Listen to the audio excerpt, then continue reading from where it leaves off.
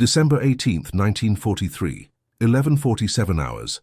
Ortona, Abruzzo region, eastern Italy. Temperature hovering at 4 degrees Celsius. Dense fog rolling off the Adriatic, reducing visibility to 43 meters. The air thick with cordite residue and the wet copper smell of blood mixing with pulverized masonry dust. Sergeant Harold William Thompson, 26 years old, lies motionless on the third floor of a gutted apartment building, his body pressed against rubble that was once someone's dining room wall, fingers wrapped around the stock of a No. 4 MQI Lee Enfield rifle, with such tension that knuckles have turned the color of exposed bone. In the previous 11 days of house-to-house combat through Ortona's medieval streets, Thompson has fired 47 rounds and claimed 47 confirmed kills, each one meticulously recorded in a blood-stained notebook he carries in his left breast pocket, each entry including distance, wind conditions, time of death. But numbers alone fail to capture the transformation that warfare enacts upon a human nervous system. Thompson's hands no longer shake before firing. His breathing has adopted the mechanical rhythm of a metronome set to 58 beats per minute. His eyes have developed the 1,000-yard stare that physicians will later categorize as acute combat stress reaction, but which soldiers in 1943 simply called the look. He is hunting a German officer who, according to intercepted radio communications, commands the 90th Panzer Grenadier Division's defensive positions in the northern sector, a man whose tactical decisions have cost Canadian forces 134 lives in the past 72 hours. But now something different.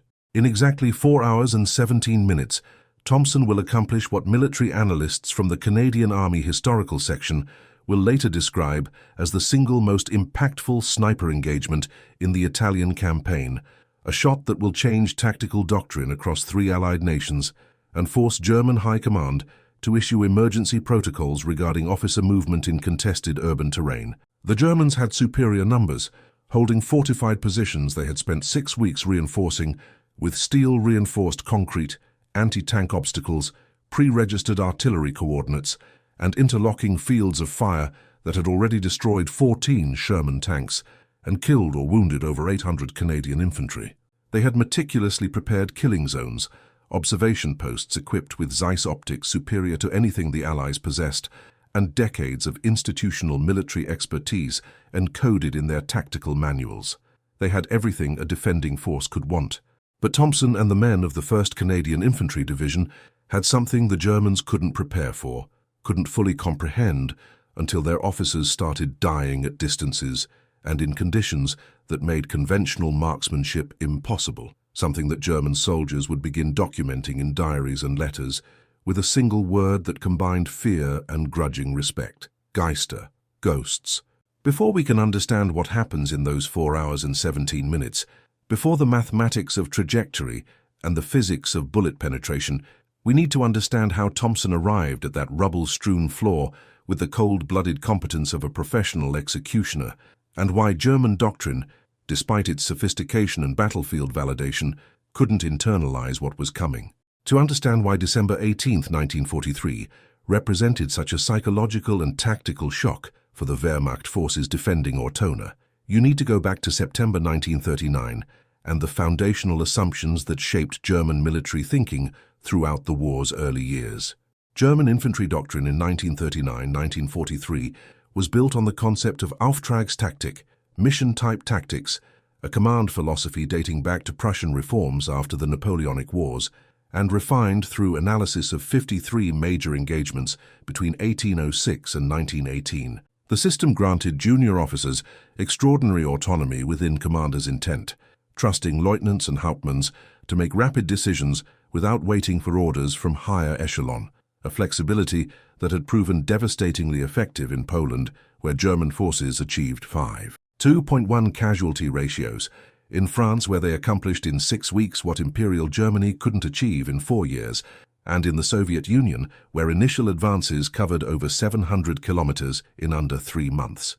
This doctrine was formulated by Generaloberst Hans von Seeckt, who commanded the Reichswehr from 1920 to 1926, a man who had studied at the Prussian War Academy under the tutelage of Alfred von Schlieffen himself, and who believed that warfare was fundamentally about tempo, about making decisions faster than the enemy could react. Von Seeckt's doctrine assumed that officers were the nervous system of the Wehrmacht, that their ability to assess, decide and communicate transformed individual soldiers into a cohesive organism capable of outthinking and outmaneuvering numerically superior forces.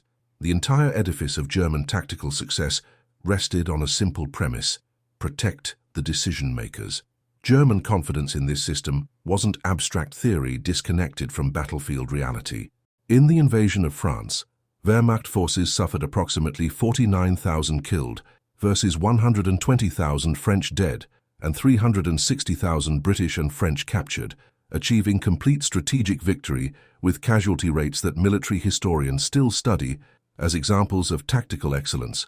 At Gazala in North Africa, June 1942, Rommel's Afrika Korps destroyed over 600 British tanks while losing only 114 of their own, a 5.31 kill ratio achieved primarily through superior officer initiative at the company and battalion level.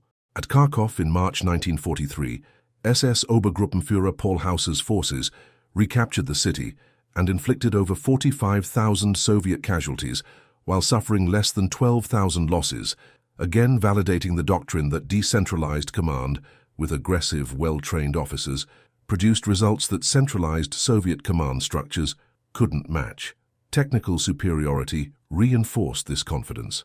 German optics, produced primarily by Zeiss and Leitz, offered light transmission rates of 92% compared to 78% in British equivalents, meaning German officers could identify targets in low-light conditions where Allied observers saw only shadows. The Wehrmacht standard officer equipment included 6 Vaux 30 binoculars, weighing just 420 grams that could resolve a human face at 1,200 meters under ideal conditions, compared to British 7L50 binoculars that weighed 1,100 grams and could barely distinguish uniform details beyond 800 meters. German officers carried Walter P38 pistols with 8-round magazines and double-action triggers that could be fired accurately to 40 meters, supplemented by MP40 submachine guns capable of 500 rounds per minute. More importantly, officers were trained at institutions like the Kriegsschule in Dresden and the Infantry Schule in Doberitz, where they spent 16 months learning not just tactics, but the cognitive frameworks for rapid decision-making under stress, completing over 300 tactical problems, participating in 96 hours of map exercises, and executing 42 field problems that simulated everything from platoon-level ambushes to battalion-scale breakthroughs. This wasn't ignorance. German intelligence services, particularly the Abwehr and military intelligence branches attached to field armies, possessed information-gathering capabilities that Allied counterintelligence officers described as comprehensive to the point of unsettling. In Italy specifically, German intelligence had correctly identified the 1st Canadian Infantry Division's arrival, knew they were veterans of Sicily, where they'd performed competently but not spectacularly, had accurate estimates of Canadian artillery strength at 144 field guns and 48 medium guns, and possessed demographic intelligence indicating that many Canadian soldiers were 1st or 2nd generation immigrants with limited combat experience compared to Wehrmacht veterans who'd survived 2 to 4 years of Eastern Front combat. They knew Canadian equipment specifications, had captured training manuals that detailed tactical doctrine, and had interrogated prisoners who revealed that Canadian forces relied heavily on artillery support and were uncomfortable with close-quarters urban combat. What German intelligence failed to grasp, what their institutional framework couldn't fully internalize until officers started dying in circumstances that violated every assumption about effective engagement ranges and environmental limitations, was the hunting culture that shaped Canadian marksmanship. The Wehrmacht understood sniping as a specialized military skill taught through formal courses at facilities like the Sniper School at Vilnius, where students spent 6 weeks learning ballistics, camouflage, and range estimation, then deployed as specialist pairs operating under strict tactical guidelines.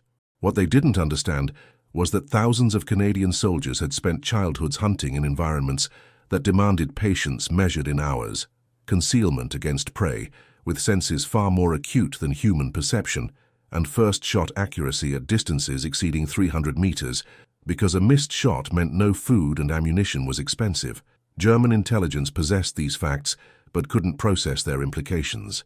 Reports noted that 68% of Canadian infantry came from rural areas versus 41% of Wehrmacht infantry, that hunting licenses in Canada numbered 1.2 million in a population of 11 million versus 400,000 licenses in Germany's population of 69 million, and that Canadian sporting rifles commonly used .30-06 Springfield or .303 British cartridges at ranges German hunters considered excessive. But intelligence officers, trained in institutions that emphasized formal military education over practical field skills, interpreted this data as indicating that Canadians were provincials with civilian shooting habits that would prove inadequate against professional military snipers using superior optics and proper tactical employment.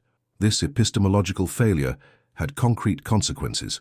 The irony of German preparation for the Italian campaign reveals itself in captured logistics documents from Elexit Panzer Corps dated November 1943, which show Wehrmacht forces in Ortona received reinforced concrete for fortifications, 4,800 anti-personnel mines, 1788mm anti-tank guns positioned to interdict the coastal road, and prefabricated steel obstacles weighing between 280 and 450 kilograms each, positioned to channelize Canadian armor into pre-registered kill zones.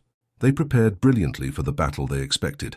Armor-heavy combined arms assault, supported by artillery preparation and close air support, the Allied template validated in North Africa and Sicily. What they didn't prepare for, what their doctrine had no framework to address, was fighting an enemy who treated urban warfare not as military science, but as large-scale hunting, where patience trumped aggression, where a single well-placed rifle shot could achieve effects that required an entire platoon using conventional tactics, and where the hunter accepted hour-long periods of absolute immotility as normal operating procedure. German defensive preparations in Ortona focused on stopping tanks and massed infantry, but allocated minimal resources to counter sniper operations. Documents captured after the city's fall show that the 90th Panzer Grenadier Division possessed only 11 dedicated counter-sniper rifles, mostly captured Soviet Mosin Nagants with PU scopes, versus 43 machine gun positions and 19 anti-tank positions. They built interlocking fields of fire, optimized for targets moving at infantry assault speed of 4 kilometers per hour, but created multiple positions where officers could observe streets from static locations, positions that offered excellent fields of fire, but made the observers themselves stationary targets. Wehrmacht tactical doctrine emphasized officer presence at forward positions during critical operations, ensuring that hauptmanns and majors could personally assess situations and make rapid decisions, never fully calculating that this doctrine made them identifiable and predictable targets for adversaries who measured time in hours and considered 300-meter shots routine rather than exceptional. Harold William Thompson was born on March 17, 1917 in Pembroke, Ontario, a lumber town of 12,000 souls on the Ottawa River, where winter temperatures reached -32 degrees Celsius and summer mosquitoes were thick enough to suffocate unwary travelers. His father, James Robert Thompson, worked as a head sawyer at the M.J. O'Brien lumber mill, operating a massive vertical saw that converted white pine logs into boards at a rate of 8 logs per hour, earning $4.80 per 10-hour day, 6 days a week. His mother, Margaret Ann Ney Robertson, died when Harold was 11 years old, succumbing to puerperal sepsis after delivering Harold's stillborn sister, leaving James to raise 3 boys alone in a 4-room company house that cost $8 monthly rent. Harold had 2 brothers, William, 3 years older, who would die at Dieppe on August 19, 1942, machine-gunned on Blue Beach before reaching German wire, and Robert, 2 years younger, who worked the lumber camps and avoided conscription through essential industry deferment. The family attended St. Andrew's Presbyterian Church irregularly, mainly for community connection rather than religious conviction, though Margaret had been devout, and her death shook James's faith to non-existence. Harold completed 8th grade at Pembroke Collegiate Institute, achieving adequate but unremarkable grades, particularly struggling with mathematics and French, before family finances forced him to leave school 3 months before his 15th birthday. He wanted to attend Ottawa Technical School and train as an aircraft mechanic, an aspiration that died alongside his mother when James needed every dollar the boys could earn. Harold worked various jobs: delivery boy for Campbell's General Store earning $2 weekly, dock loader during summer river shipping season at 380 for 12-hour days, and timber cruiser assistant for the Ontario Forest Service, spending weeks in bush country assessing timber stands for harvest viability. This last job, which Harold held seasonally from age 16 to 23, shaped everything that followed. Timber cruising required walking 20 to 30 kilometers daily, through terrain without trails, navigating by compass and landmark recognition, sleeping in canvas tents even when temperatures dropped to -20 Celsius, and hunting for supplementary food because contracted rations provided insufficient calories for the physical demands. Harold learned to shoot with his father's Ross rifle, a straight pull-bolt action, 303 British that Canadian forces had abandoned during the Great War due to jamming issues, but which, when properly maintained, offered accuracy superior to the Lee Enfield that replaced it. Ammunition cost money the family barely had, so every shot counted. Harold developed a patient approach to hunting that woodsmen twice his age respected. He would identify game trails through snow or mud, select concealment positions, offering clear sight lines 30 to 60 meters along the trail, then wait motionless for 2 to 4 hours until deer or moose approached. His personal record, never officially documented but witnessed by other timber cruisers, was remaining absolutely still for 6 hours and 20 minutes in November cold, waiting for a bull moose that field-dressed to 510 pounds and provided meat that fed his crew for 3 weeks. He feared failure more than physical danger, feared returning to camp without game when others depended on his hunting success, feared being the weak link that let the team down. This fear would later manifest in warfare as an almost pathological need to achieve mission objectives, regardless of personal risk. Harold's relationship with his father became strained after Margaret's death. James drank, not constantly, but with grim determination every Saturday night, consuming homemade grain alcohol until he couldn't walk, sleeping it off Sunday, returning to the sawmill Monday with shaking hands and red-rimmed eyes. The mill operated on piece rate quotas, meaning James's alcohol-induced inefficiency reduced family income during recovery days. Harold resented this, resented being forced to quit school while James spent money on alcohol, resented the silent house where nobody mentioned Margaret's name, resented the grinding poverty that made him feel trapped in a life he hadn't chosen. When his brother William joined the Princess Patricia's Canadian Light Infantry in August 1939, motivated by $1, 35 daily pay plus room and board that exceeded anything Pembroke offered, Harold initially refused to follow. He had met a girl, Catherine Marie Leblanc, daughter of a French-Canadian merchant who owned a dry goods store, and they had plans, nothing formal but the kind of understanding that young people develop when possibilities seem limited and companionship offers relief from loneliness. Their last conversation before Harold enlisted occurred on June 14, 1940, 4 days after Italy entered the war, and 3 days after Harold received a telegram informing him that William had volunteered for the 2nd Canadian Infantry Division, forming for overseas deployment. Catherine asked Harold not to go, said the war would end before Canadian forces ever saw combat, said she needed him here, not bleeding in some European field. Harold told her he couldn't let William face it alone, couldn't be the brother who stayed safe while family fought.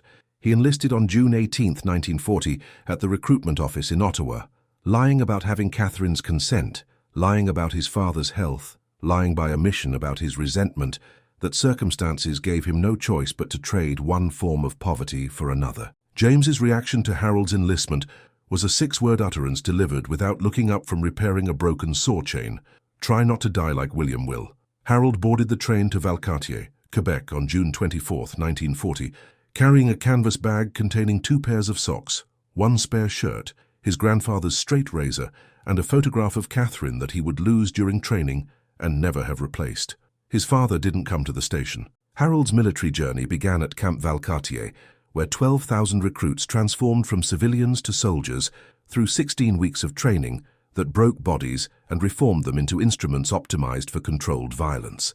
The Canadian Army in 1940 was expanding from a peacetime force of 4,500 to a wartime establishment targeting 5 divisions, totaling 250,000 men, an expansion that strained instructional capacity and equipment availability to breaking. Harold's basic training platoon contained 43 men, ranging from 18 to 37 years old, including unemployed factory workers from Montreal, prairie wheat farmers bankrupted by Depression-era dust bowls, maritime fishermen whose boats had been requisitioned for coastal patrol, and university students whose degrees qualified them for nothing in a depression economy.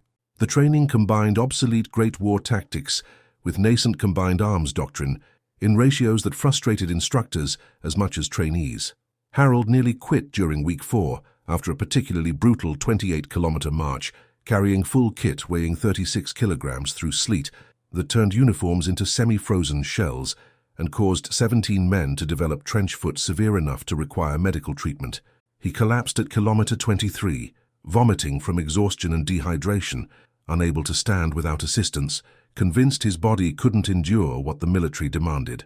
Corporal James Duncan MacLeod, a permanent force instructor who had served in the trenches at Vimy Ridge and bore shrapnel scars across his back that looked like a topographical map of violence, pulled Harold upright and delivered assessment that changed everything. "You're not weak, Thompson. You're thinking like a civilian, trying to endure. You need to think like a machine that operates regardless of input. Pain is data. Exhaustion is data. Neither changes your function. You march because that's your function, not because you feel capable of marching. Now move." This cognitive framework, this separation of physical sensation from operational capability, became Harold's foundational coping mechanism. Harold's selection for sniper training occurred through accident, rather than design. During week 9 marksmanship qualification at the 300-meter range, Harold achieved 38 hits out of 40 rounds in groupings averaging 4.2 centimeters, scores that placed him in the 96th percentile of his training company. Standard protocol placed top shooters into sniper consideration, but what actually secured Harold's selection was an informal competition during a training break when Corporal MacLeod challenged shooters to hit a playing card pinned to a target at 200 meters with iron sights in 15-kilometer-per-hour crosswind. Harold fired 3 rounds, adjusted for wind, and put his 4th round through the center pip of the 7 of diamonds, a shot that MacLeod later described in his recommendation report as indicating intuitive understanding of environmental factors and ballistic adjustment that can't be taught, only recognized and refined. The sniper training wing at Camp Borden, where Harold spent 6 weeks starting November 1940, represented Canada's adaptation of British and Commonwealth lessons from the Great War, with curriculum designed by instructors who remembered the legendary effectiveness of snipers like Francis Pegamagabo, an Ojibwe soldier credited with 378 confirmed kills who had survived the entire war despite spending most of it in the most dangerous position on any battlefield. Training emphasized patience over aggression, concealment over movement, and psychological endurance over physical prowess. Harold learned to construct hides from available materials that rendered him invisible at distances under 5 meters, learned to calculate range using mil-dot reticles and mathematical formulas he'd struggled to understand in school, but now absorbed because failure meant death, learned that effective sniping meant spending 95% of time observing and 5% shooting, learned that the enemy he killed was less important than the fear his presence generated among survivors. His instructor, Lieutenant Charles Edward Morrison, was a veteran of Hong Kong who taught through demonstration rather than lecture, once spending 4 hours motionless in an improvised hide 17 meters from the observation tower while students searched for him, revealing himself only after students abandoned the search, delivering a single lesson that Harold never forgot. Stillness defeats observation. Human eyes detect movement, not presence. Master absolute immotility, and you achieve invisibility. Harold's first experience under fire occurred on July 10, 1943, on the beaches of Sicily during Operation Husky, the Allied invasion designed to knock Italy out of the war and secure Mediterranean shipping lanes. Harold landed with the 1st Canadian Infantry Division at Pacino, southeastern Sicily, hitting the beach at 03:45 hours as part of the 3rd assault wave, expecting devastating fire that never materialized because Italian coastal defenders, demoralized and under-equipped, surrendered in such numbers that prisoner processing became more challenging than combat. The reality of invasion differed completely from training. The beach smelled of diesel fuel, salt water, and human waste from soldiers whose bowel control failed under stress. The surf was rougher than briefings indicated, causing 3 landing craft to broach and drown 11 men in water shallow enough that they could have stood but for equipment weight that pulled them down faster than survival instinct could make them shed it. Harold saw his first corpse within 12 minutes of landing, a Canadian engineer from New Brunswick, whose name Harold never learned, whose body lay at the waterline with one leg severed above the knee by a mine fragment, uniform torn open to reveal intestines protruding like obscene rope, eyes still open, and staring at nothing while surf washed over him in rhythmic mockery of breathing. Harold felt nothing, not horror, not pity, not fear, only a strange numbness that frightened him more than the corpse itself, because he'd expected to feel something profound when confronted with violent death. The first person Harold watched die occurred 6 days later during the advance toward Piazza Armerina. His platoon moved through wheat fields along Highway 117 when German defenders from the Hermann Göring Division initiated a pre-planned ambush with machine gun fire from positions 300 meters distant. Private Thomas Arthur Wilson, a 20-year-old from Regina who'd worked as a grocery clerk and who collected stamps as hobby and who'd shown Harold photographs of his fiancée 3 nights earlier, took 3 rounds from an MG42 across his chest and throat while standing less than 2 meters from Harold.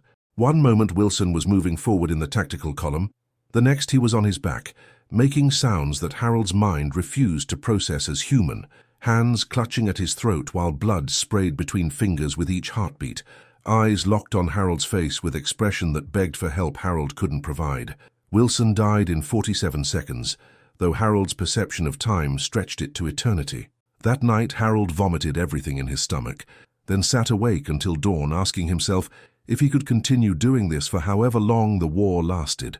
The answer, when it came, wasn't courage or patriotism or hatred of the enemy. It was the simple recognition that returning home after quitting wasn't survivable from a psychological standpoint, that he'd rather die than face his father and Catherine and tell them he'd failed. This fear of judgment became Harold's primary motivator, more powerful than survival instinct. Harold's progression from adequate soldier to proficient sniper occurred through 4 specific engagements. First, August 3, 1943, outside Agira, Sicily, when he killed a German machine gunner at 342 meters, who was pinning down Harold's company, shot taken prone with hasty rest, 1 round through the upper chest that produced immediate cessation of fire and allowed the company to advance. Second, August 17th, during the approach to Messina, when Harold spent 6 hours in an olive grove observing a German headquarters position, identifying officers through patient surveillance, then killing 3 in succession at ranges between 180 and 230 meters as they emerged from a command tent, each shot producing immediate collapse and chaos that disrupted defensive coordination during critical hours. Third, September 9th, during the Salerno landings where Canadian forces provided artillery support, when Harold eliminated a German forward observer who was directing devastatingly accurate fire against Allied positions, shot taken at 412 meters in 15-kilometer crosswind, 1 round that ended a threat no amount of counter-battery fire could suppress. Fourth, November 28th, during preliminary operations before Ortona, when Harold was tasked with eliminating a particularly effective German sniper who'd killed 7 Canadians over 3 days. Harold spent 11 hours tracking his counterpart through rubble, identifying patterns in his movement, predicting his next position, then waiting motionless for 96 minutes until the German sniper shifted position, exposing himself for 2-3 seconds, enough time for Harold to put 1 round through the German's head at 267 meters. This kill changed everything because it demonstrated that Harold could outthink and outlast someone equally trained, equally motivated, equally skilled. After November 28th, Harold no longer felt like a soldier playing sniper. He had become something else entirely, something without a proper name in military doctrine. The weapon that transformed Harold Thompson from competent sniper into psychological warfare operator was officially designated Rifle Number 4 MKEA-T, a Lee Enfield, modified for telescopic sight mounting and accurized through selective assembly from standard production rifles that demonstrated exceptional accuracy during proof testing. For military logisticians, it was one of 26,141 sniper rifles produced between 1941 and 1945. For Harold, it was simply the rifle, individualized through countless hours of use and maintenance, until it responded to his inputs with the predictability of an extension of his own nervous system. The number 4 MKEA-T fired the .303 British cartridge, a rimmed bottleneck round measuring 56 millimeters in length with bullet weight of 174 grains, propelled by 37 grains of cordite, generating muzzle velocity of 2,140 feet per second and muzzle energy of 2,400 foot-pounds. In concrete terms, this meant that the bullet exited the barrel faster than a commercial jetliner at cruising speed, carrying kinetic energy equivalent to a 1-kilogram steel ball dropped from 66 meters. When this projectile impacted human tissue, it didn't simply penetrate. It created a temporary wound cavity through hydraulic shock that destroyed tissue in a cone radiating from the permanent wound channel, often 30 to 40 millimeters in diameter, despite the bullet itself measuring only 7.7 millimeters.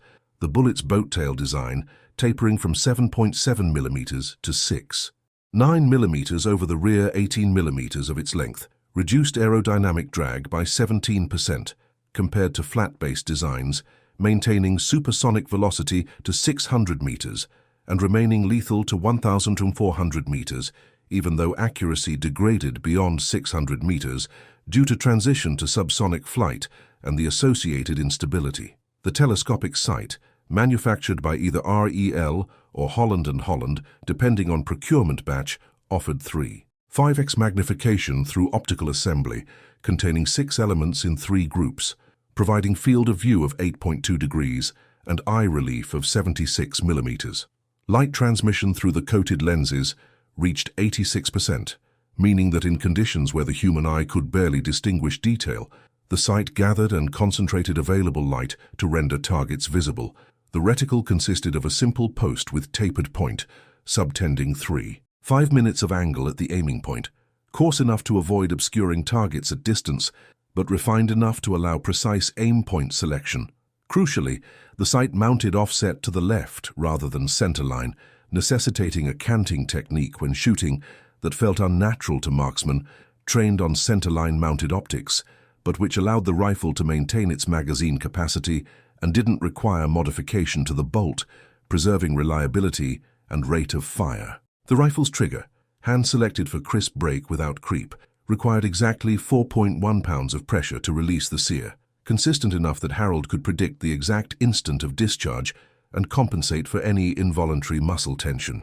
The barrel, cold hammer forged from ordnance steel and hand-lapped to remove microscopic imperfections, measured 640 millimeters and was selected from production lots, where test firing demonstrated groups under 2.5 inches at 100 yards, translating to potential accuracy of 0.7 minutes of angle under ideal conditions.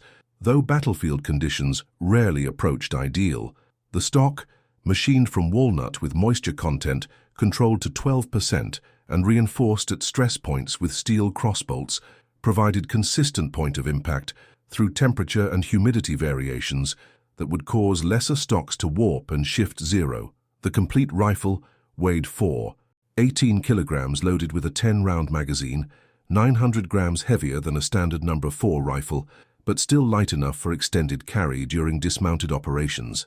This weight distribution, with center of gravity positioned 304 millimeters forward of the buttstock, created natural muzzle stability when firing from supported positions while remaining maneuverable during rapid target transitions. The development of Canadian sniper doctrine that made the No. TIC devastatingly effective began not with official programs, but with field modifications and tactical innovations that commanders later formalized into training. Event 1 occurred in January 1941 at Aldershot, England, where Lieutenant Colonel Frederick Augustus Lister, commanding officer of the Princess Patricia's Canadian Light Infantry, observed British sniper training and concluded that the 3-week course emphasized mechanical shooting skills while neglecting the hunting mentality that he'd witnessed among Canadian soldiers from rural backgrounds.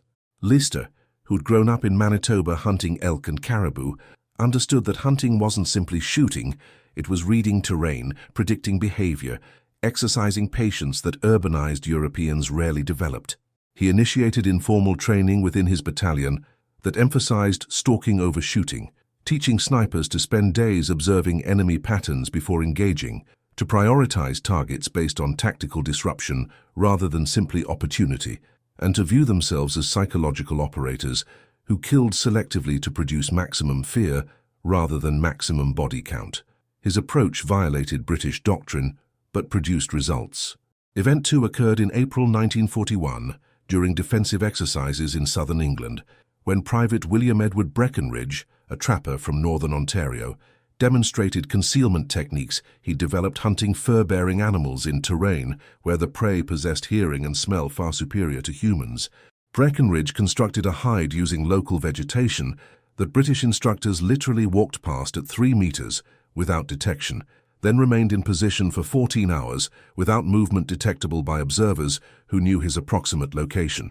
When debriefed, Breckenridge explained that trappers learned absolute stillness because any movement transmitted through frozen ground as vibration that alert animals detected, that successful concealment required thinking like the prey's nervous system rather than like a soldier hiding from other soldiers.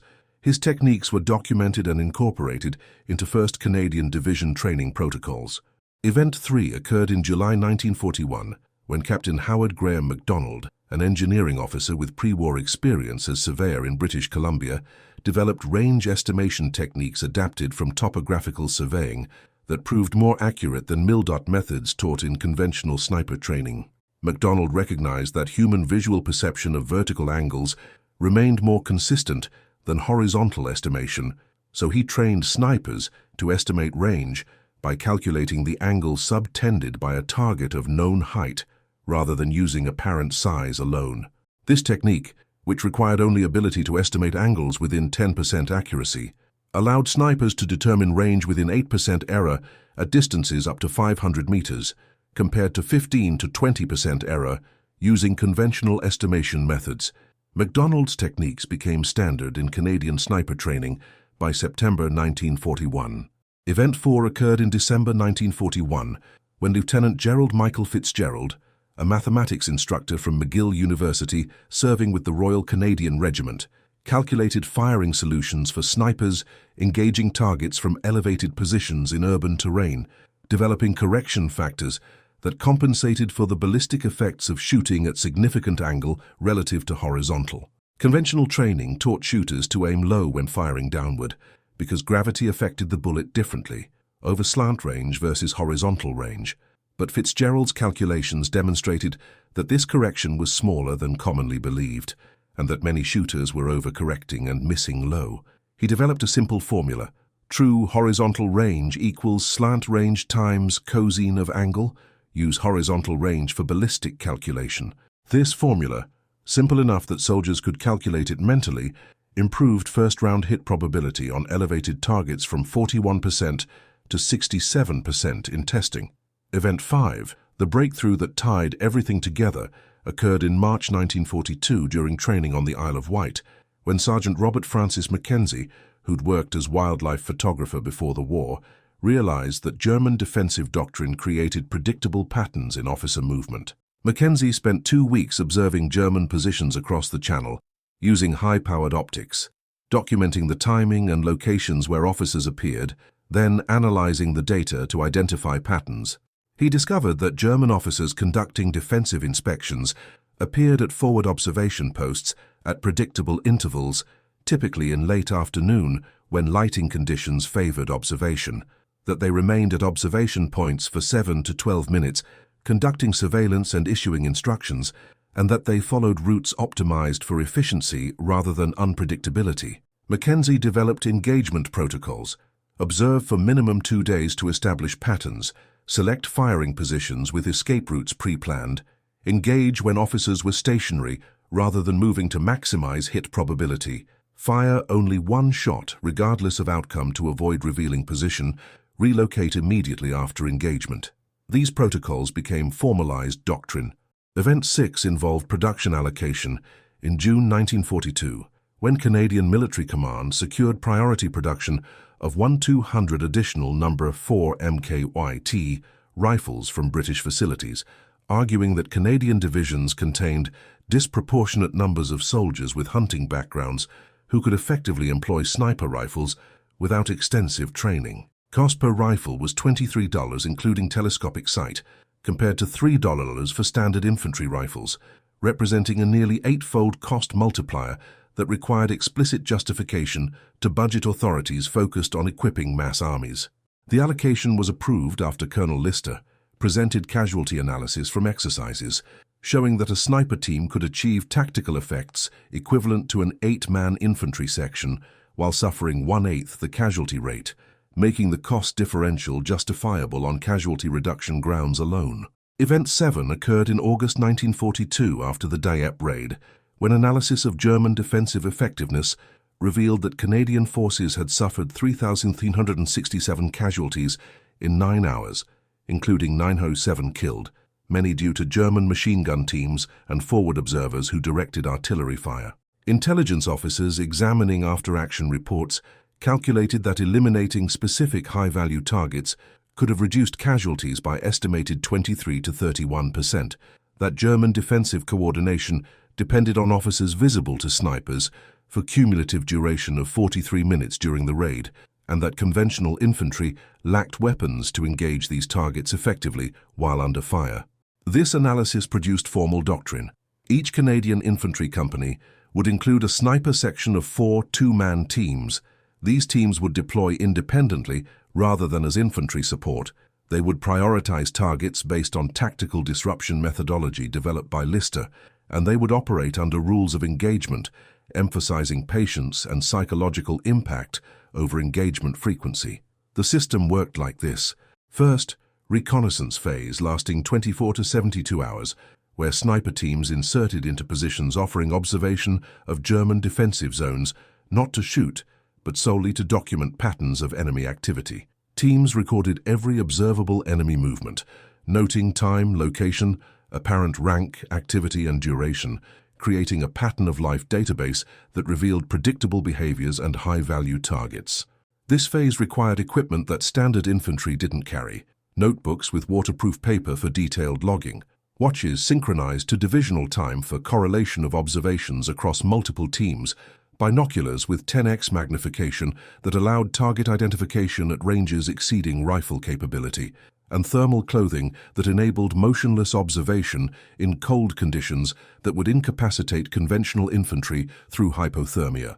Intelligence officers taught snipers to think like analysts rather than shooters, to recognize that comprehensive observation data was more valuable than hasty shots at targets of opportunity, that patience during reconnaissance multiplied effectiveness during engagement.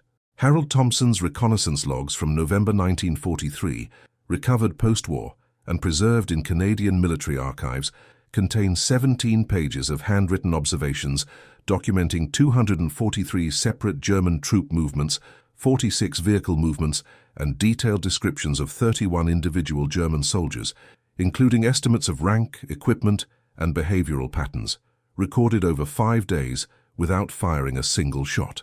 Second, target prioritization using a mathematical scoring system that quantified tactical value, where forward observers and officers received scores of 8 to 10, machine gun crews scored 5 to 7, vehicle crews scored 4 to 6, and ordinary infantry scored 1 to 3. Teams were explicitly instructed to ignore targets scoring below 4, regardless of shot availability, because revealing sniper positions to kill low-value targets was tactically counterproductive, trading strategic advantage for minimal gain. This doctrine fundamentally differed from German and Soviet sniper employment, where engagement frequency and kill counts determined sniper effectiveness, and commanders incentivized high body counts through awards and recognition. Canadian doctrine emphasized that snipers functioned as psychological operators whose primary effect was fear and behavioral modification in enemy forces rather than attrition through casualties. Analysis from Ortona campaign demonstrated this effect. German units known to be operating in Canadian sniper engagement zones showed 41% reduction in daylight officer activity, 67% increase in time required to complete tactical movements due to emphasis on covered routes, and measurable degradation in artillery effectiveness because forward observers reduced exposure time from average 12 minutes per observation session to average 4 minutes insufficient. Time for comprehensive target assessment. Third, firing position selection using criteria that prioritized escape and concealment over optimal firing angle. Canadian doctrine mandated that firing positions must offer at least 2 escape routes, must allow undetected withdrawal within 90 seconds of shot, must provide concealment from ground-level observation at ranges under 20 meters, and must offer clear sight lines to target areas identified during reconnaissance. Snipers were trained to occupy positions for minimum 6 hours before engaging to allow enemy forces to become accustomed to the environment and cease active counter-sniper observation, essentially hiding in plain sight by remaining motionless long enough that the position became part of the landscape in enemy cognitive mapping. This patience was explicitly taught through exercises where instructors penalized students for engaging before 6-hour minimums, even if high-value targets presented themselves, reinforcing that tactical discipline trumped opportunity. Harold Thompson's personal record, documented but never officially recognized because it violated direct orders to engage, was remaining in position for 19 hours and 37 minutes in December 1943, watching a German battalion command post, logging activities, identifying patterns, but not firing because divisional orders had specified no engagement during the observation period, a restraint that required psychological conditioning few soldiers possessed. Fourth, shot execution using standardized procedures that reduced the firing sequence to mechanical precision, eliminating variability through repetition and protocol. The sequence: confirm range using McDonald's angular technique, calculate wind deflection using mil-dot hold-off if crosswind exceeded 8 km per hour, control breathing to fire during natural respiratory pause after exhalation when diaphragm muscles were relaxed, apply trigger pressure gradually over 2 to 3 seconds while maintaining sight picture, follow through by maintaining trigger rearward pressure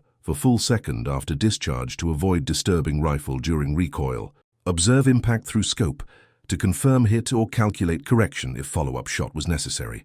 Canadian doctrine emphasized that this entire sequence should occur in 6 to 9 seconds from decision to fire until impact observation, fast enough that the target remained stationary, but slow enough that the shooter maintained absolute technical control. Training included firing exercises where students were timed and penalized for rushing, reinforcing that speed without precision was worthless.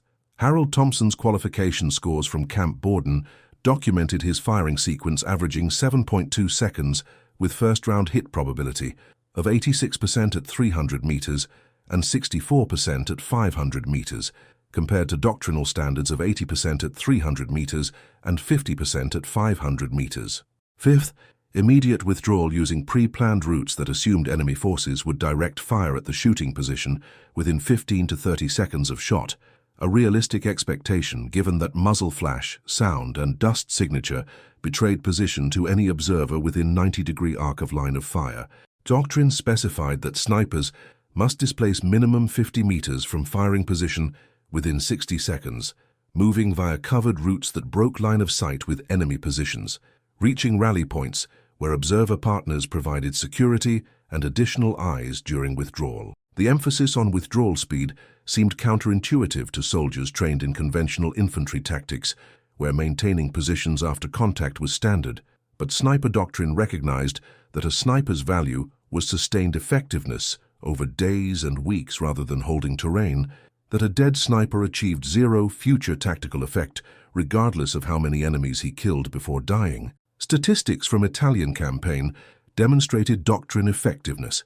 Canadian sniper casualty rate was 4.2 per 100 deployed snipers over the 7-month campaign, compared to 31.6 casualties per 100 for infantry and 8.7 per 100 for German snipers, who often operated under doctrine emphasizing position defense over mobility.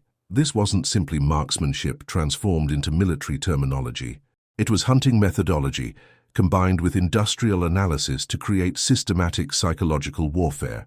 Where traditional military sniping focused on eliminating enemies, Canadian doctrine focused on disrupting enemy decision-making processes by removing decision-makers and creating pervasive uncertainty about when and where snipers might engage. The effectiveness ratio told the story. Across the Italian campaign from September 1943 to May 1945, Canadian sniper teams averaging 112 deployed at any given time were credited with 2,847 confirmed kills, verified through observer confirmation or post-action battlefield assessment, representing 25 kills per sniper over the campaign duration, but tactical impact analysis suggested the real effect was multiplicative. German documents captured after the war included after-action reports noting that officer casualties in sectors facing Canadian forces ran 43% higher than sectors facing British or American forces of equivalent size, that defensive coordination suffered measurably when officers reduced exposure, and that forward observer effectiveness declined by estimate.